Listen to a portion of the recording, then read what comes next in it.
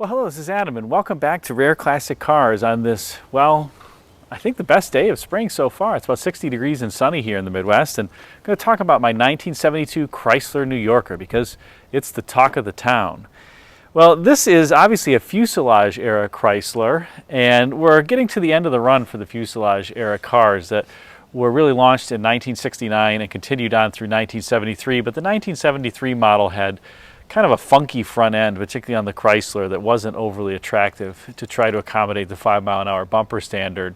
And then in 74, the car styling changed. But this fuselage era of style from Chrysler, I think, is one of the best in terms of how the cars look. Look at this car is massive, it's huge, and it's long, which is true for a lot of 70s era cars, but this one visually looks longer, I think because it's considerably taller than most vehicles from Ford and GM. It's a couple inches taller, both the cowl height and the roof height, than a contemporaneous GM or Ford car. And consequently, when you walk up to it in the parking lot or in a driveway here, it just looks massive because the belt line kind of hits you mid-torso as opposed to considerably lower. You can see I'm 6 feet 1 inch tall, and the car is pretty tall, particularly for a vehicle of this era.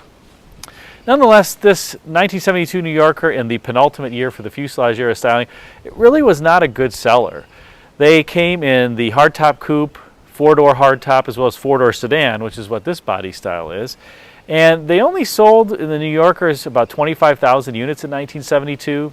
New Yorker Bromes, they sold maybe 35,000 on top of that, so really wasn't a great showing for Chrysler. And I think one of the principal issues that they had was that this car was really expensive. The base price on this New Yorker, the base New Yorker, not the Brome, was about $5,000.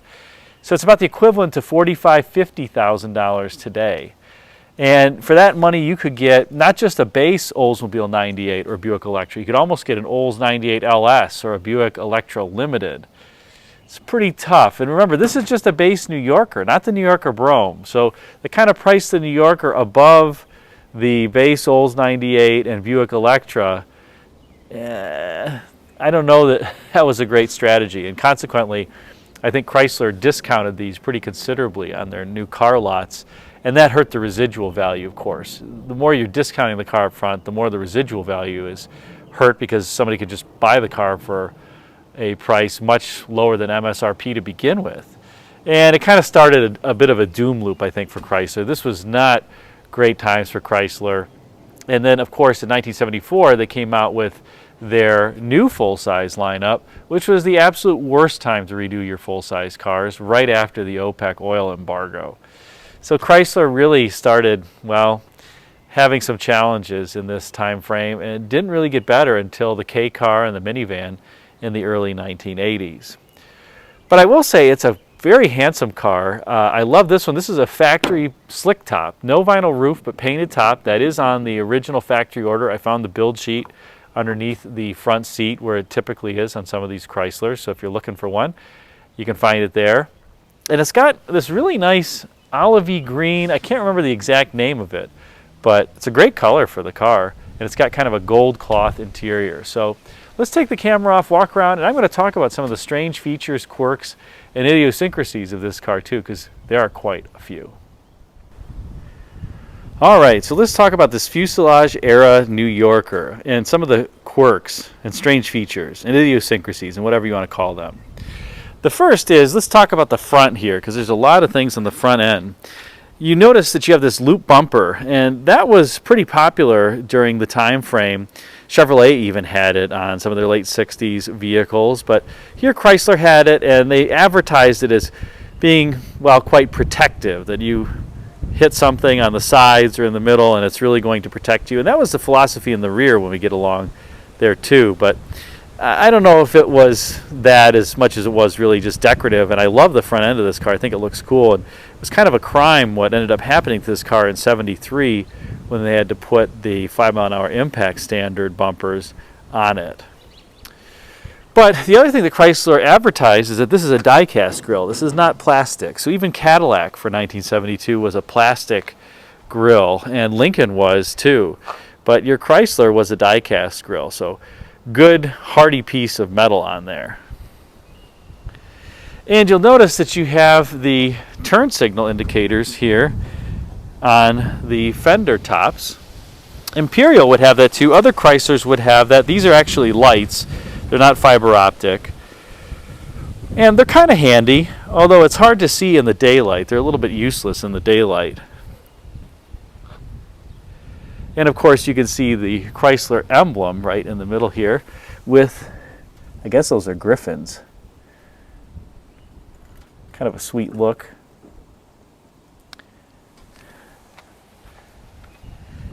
Now, turning around to the side, you can see on the wheel cover you have those griffins as well.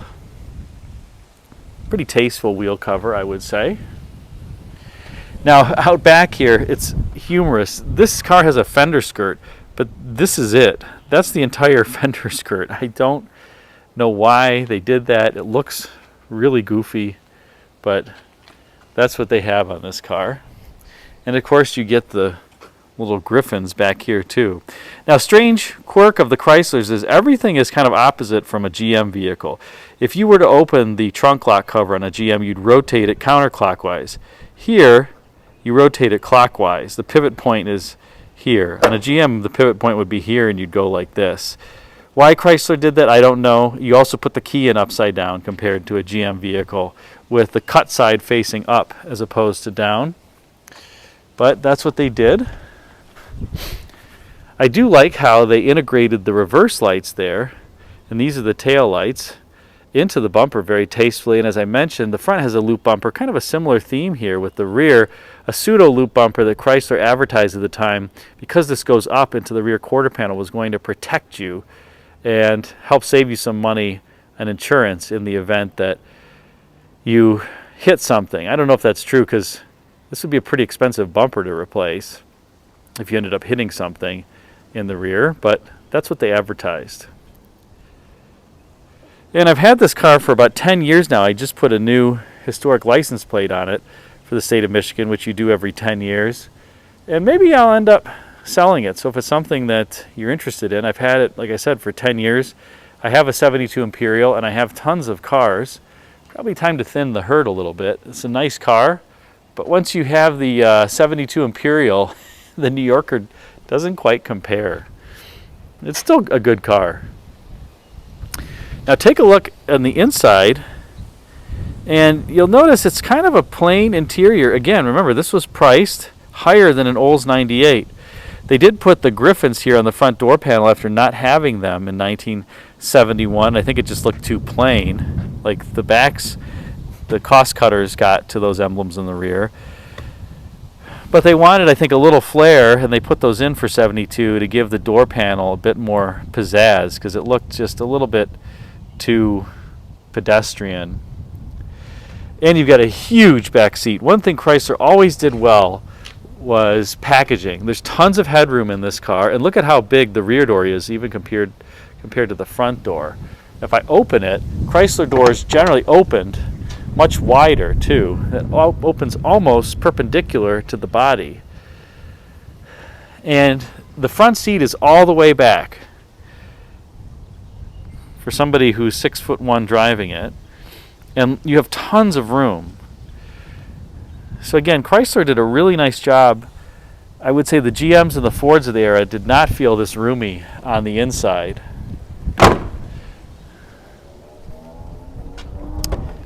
And let's open the passenger door here.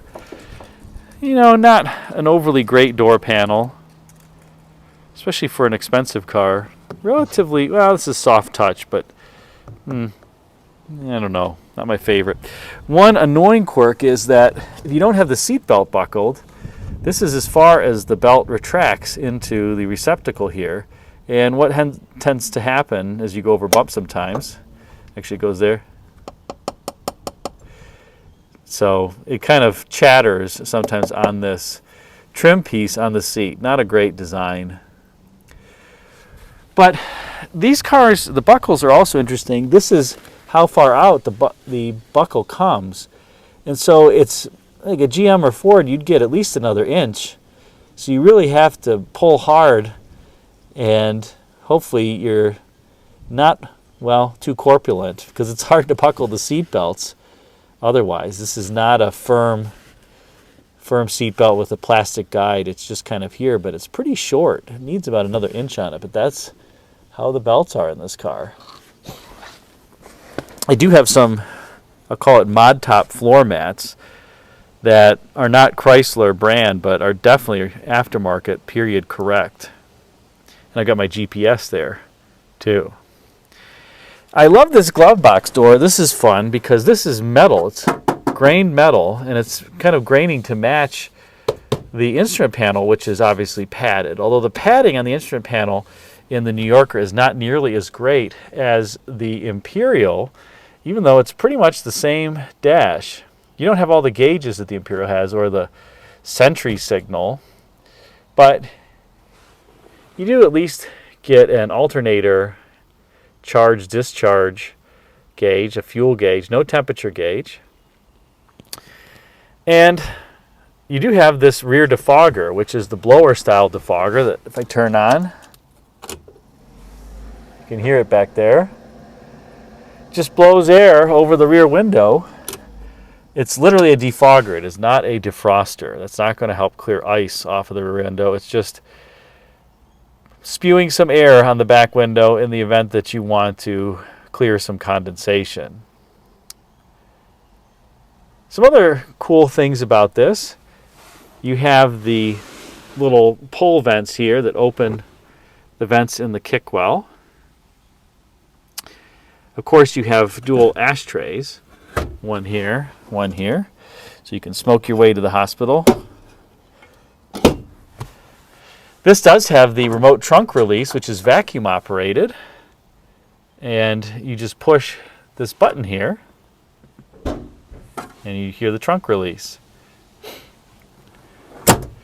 So not electric, and you can activate that at any time. Another interesting thing is this little map light that this is the switch for it, and of course it's on because the door is on. But kind of a cheap plastic piece that feels like it's going to break off as you move it, and especially being 50 years old, 50 plus years old now, it's probably more brittle than it was originally, so I'm always careful when it comes to that. The HVAC system in these is an interesting piece. This does not have the auto temp 2, which you could get in these Chryslers, which was an auto temp system that Mercedes even bought during the time. This has the manual one, but the air conditioning, interestingly, will always run on this car, even if you don't have it on AC, unless you have passed this little detent. Listen for it. Hear it right there? So there's a little switch that'll kick the compressor on to make sure that your windows don't fog, even when you have the heat button depressed. I don't know of anyone else who did that, but that's what that's there for, and that's what that clicking noise is. You do only get a 3-speed fan, and there are only 4 air outlets here, and then of course there's one on the other side, and this is obviously an air conditioning equipped car. You do get 3-speed wipers and a cool 3-spoke wheel that is actually kind of pulled out quite far, and you sit like a race car driver with the wheel very close to your chest in this. It takes a little getting used to, but I kind of like it. You end up liking it, and the car drives almost like a big go-kart. It does have 3-speed wipers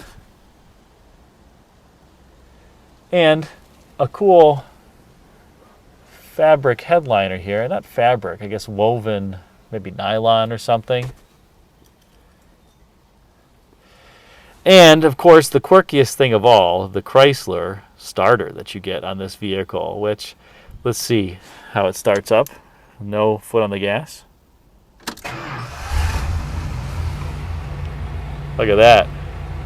That's what happens when you put AC Delco plugs in your Mopar. Instant starts. I'm not kidding, by the way. I do have AC Delco copper plugs in the car. Oh, the trunk just flew open because it's windy and I released it. So let's take a look at the trunk, and then we'll take a look under hood.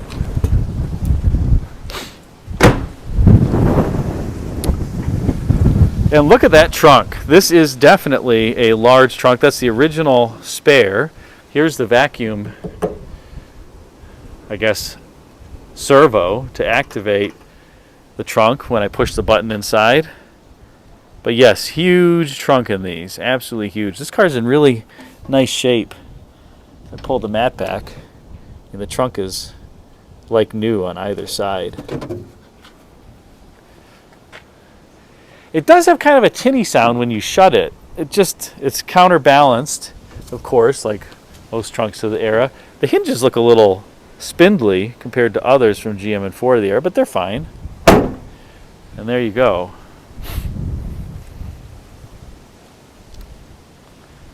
Of course, you get the great Chrysler warning buzzer. Oh, yeah. And if you have your headlamps on at the same time, here you go. You get 2 warning buzzers. Let's pop the hood and take a look at the standard 440 cubic inch V8 in here that made 225 horsepower. Had a single exhaust during this time frame. I put dual exhaust on it, so it's probably making 240, something like that, maybe 250. But this Chrysler V8, great product. You do have a Rochester Products or GM evaporative canister set up here. Of course, the Chrysler AirTemp V-twin compressor and icy cold air in these. Heater core is an interesting setup. It's not a blend door. This is kind of the old school style where it's cable operated and it just controls the amount of water flow into the heater core. So this little cable moves back and forth, and then if you have the heat on full blast, it pushes more of the coolant through the heater core than if you have it off. I believe this was the first year in the Chryslers that they made electronic ignition standard. That's what that box is there. That's the Chrysler. You can see it says electronic ignition. That is still the original box, amazingly. That is functioning. You also have the infamous ballast resistor there that tends to go out on these Chryslers. I've replaced that one. You can see it's kind of shiny new. They tend to go out in humid weather. And the symptom for that is that the car will start, but as soon as it starts, it dies. So it's not your ballast resistor if it won't start at all. The car, again, kind of starts, and it's almost like you instantly shut the key off. That's the symptom for the ballast resistor. And good news is, just carry one in your glove box, and you'll be fine. Like I said, they tend to go out on rainy days. Now, the other thing you're going to see is why these cars were so popular in demolition derbies. Look where the radiator is, and it's a big, heavy-duty radiator. And look at the air gap between the radiator and the grill. I mean, there is a ton of room there. Definitely more than the GMs and Fords of the era. Crazy amount of room. And these are unibody cars, but they're very solidly built. You can see that you have the bumper support here that's relatively beefy. Of course, the build plate.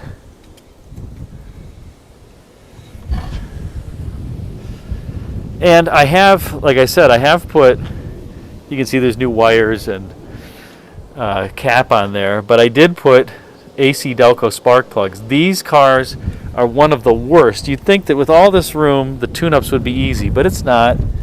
There's the power steering gear right there, and of course that interferes with you executing the job. I find it's easiest to change these from under the car, but I would have hated to have been a mechanic during this time frame, because you try to do it from the top or even the bottom, and these exhaust manifolds are hot and they're hard. The plugs are hard to access, but this car runs great with Delco copper plugs. I use Delco copper plugs in every vehicle. I've had no problems. They run wonderfully. I think they're just better quality than Autolites, or NGKs are pretty decent too. This does have a Holley 4-barrel carburetor, stock Holley 4-barrel carburetor. That's what they came with from the factory, and we'll start it up here. And you know, anybody who's had a Chrysler this era, you know that these cars don't start with your foot off the gas unless you've got something special going on. But look at that. Perfectly smooth.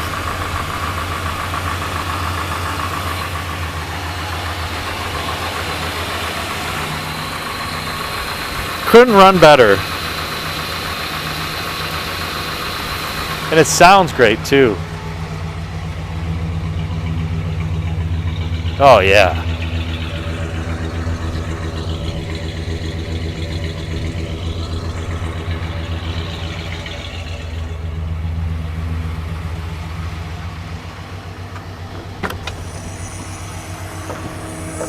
Oh yeah. Just a great sounding 440. And the 440 and 727 transmission in this vehicle are stellar. One thing Chrysler did well was engines, especially during this time frame. In fact, Chrysler really didn't make too many bad engines.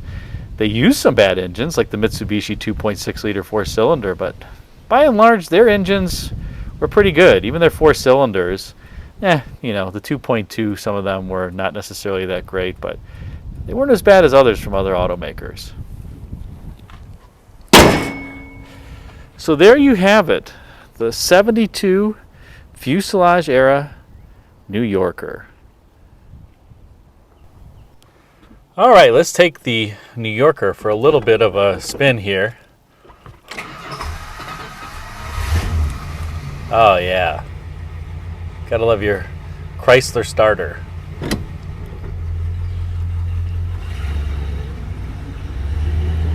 I love the view out of the hood of this vehicle. Here's, by the way, the turn signals you can see. See it blinking out there? I don't know if you can see that one. That's kind of tough to see, but it is blinking.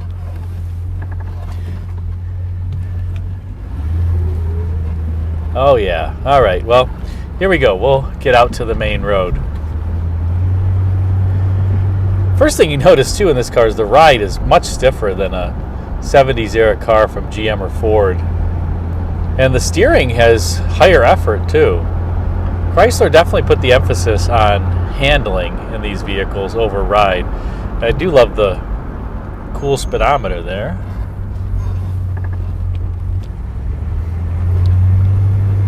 Well, let's take it out on the road.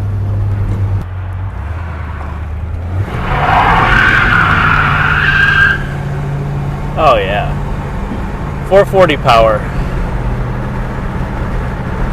Definitely has tons of torque. It's got some good pep too, good horsepower.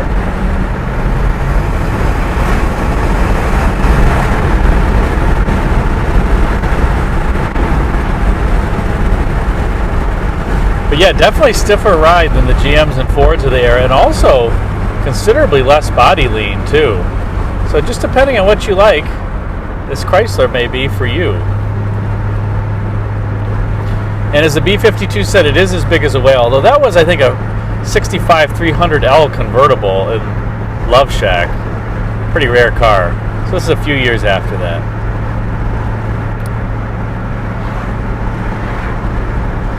In any case, hope you enjoyed this spotlight on the 1972 New Yorker and some of its strange features, quirks, and idiosyncrasies. Thanks again for watching.